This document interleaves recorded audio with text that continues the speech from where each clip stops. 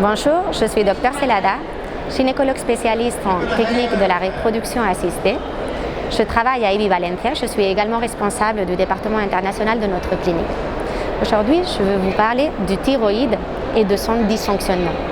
La thyroïde est une petite glande qui se situe dans la partie inférieure du cou. Cette glande produit des hormones thyroïdiennes, qui vont régler le fonctionnement et le développement du corps.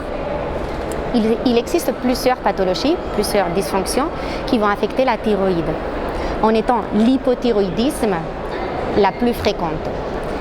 Les altérations de la thyroïde sont très fréquentes chez des femmes en âge de procréer. Il est donc très fréquent de retrouver une association entre la dysfonction thyroïdienne et la fertilité. Chez des femmes qui ont une dysfonction thyroïdienne et qui veulent procréer, on retrouve généralement des cycles irréguliers et parfois même des cycles anovulatoires, c'est-à-dire des cycles où il n'y a même pas d'ovulation. Il y a aussi une association entre hypothyroïdisme et fausse couche. Lorsque la femme est enceinte, il y a aussi un risque accru d'altération pour la maman et pour le fœtus. Il y a plus de risques d'avoir une rupture du placenta, une hémorragie postpartum ou des bébés qui naissent avec un poids plus bas. Il y a aussi une association entre l'hypothyroïdisme et le neurodéveloppement du fœtus ou le développement neurologique. Dans les cas des hommes, l'affectation du thyroïde provoque des altérations dans le sperme. C'est très fréquent de retrouver une altération dans la morphologie, c'est-à-dire dans la forme des spermatozoïdes, ou dans le déplacement, dans la mobilité des spermatozoïdes. Le diagnostic d'une pathologie thyroïdienne est très simple.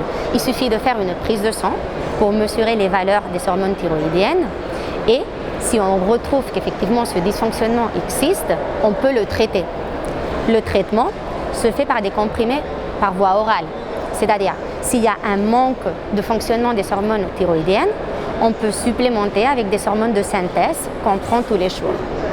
Les doses sont très faibles et elles vont nous servir à rétablir le fonctionnement du corps et du système reproducteur.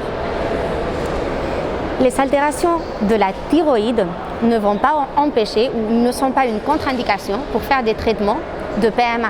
Au contraire, si on souffre de cycles irréguliers, une technique très simple comme l'insémination artificielle ou une FIV peuvent nous aider. Si le souci se trouve au niveau des spermatozoïdes, avec une faible mobilité, on peut utiliser une technique de fécondation in vitro un petit peu plus complexe qui s'appelle ICSI, qui consiste à sélectionner les meilleurs spermatozoïdes à l'aide d'un microscope et les introduire à l'intérieur de l'ovule. Une fois que la femme va rester enceinte, il faudra faire des contrôles très réguliers auprès de votre gynécologue ou de votre endocrinologue. Souvent, lors de la grossesse, les besoins métaboliques vont augmenter. Il faudra donc très probablement augmenter un petit peu la dose des médicaments.